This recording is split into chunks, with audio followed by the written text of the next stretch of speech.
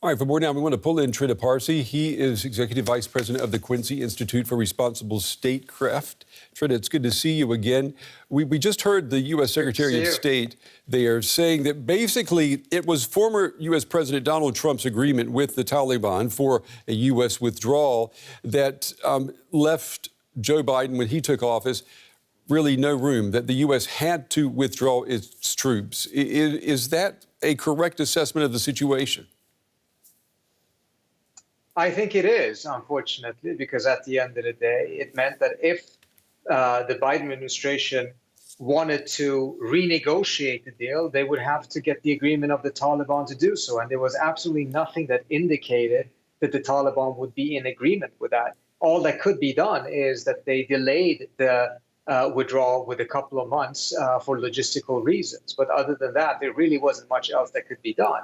At the same time, I think it has to be said that while, of course, the Secretary Blinken will point out that they inherited this decision from Trump, it should also be noted that Biden himself, in the campaign, made a promise that he would withdraw troops from Afghanistan, because overwhelmingly, this is a very popular decision in the United States amongst the public who want to leave Afghanistan, wanted to leave a long time ago. So ending the war is not something that necessarily the Biden administration would have disagreed with. But of course, sitting in that room where there were a lot of political questions being asked, I suspect that Blinken felt the need to remind the members of Congress that the decision actually had been done by a different president, and it was a Republican president.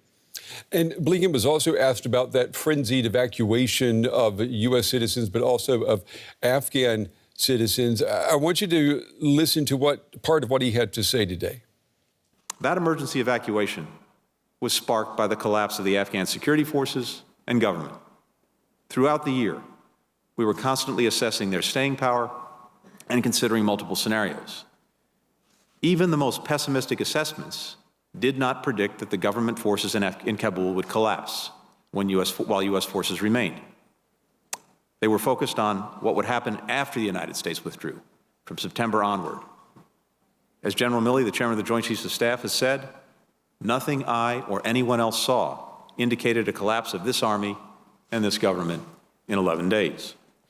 So, Trita, the Secretary of State, they're basically saying that it was impossible to predict the rapid collapse of the Afghan military and the government. That's one way of looking at it. But if you've been in the country for 20 years, is it possible that your intelligence would be so wrong?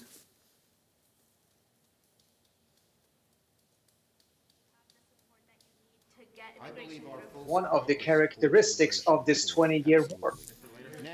We have been lied to by the government for 20 years about how well the war was going, on how close we were to turning a corner. And so to see that for 20 years and then have the expectation that the intelligence at the very end would be correct about the longevity of the Afghan government, then not being true, I think is unrealistic. So much had been wrong. It shouldn't be surprising that the intelligence assessment of what would happen to the Afghan government was also not particularly accurate. I think we also have to keep one thing in mind, though. The United States' occupation and involvement in Afghanistan and the building of the Afghan forces seems to almost have been designed to make the Afghan government dependent on the United States, because the original plan was to probably never leave at all, because it was a grander plan of domination in the Middle East.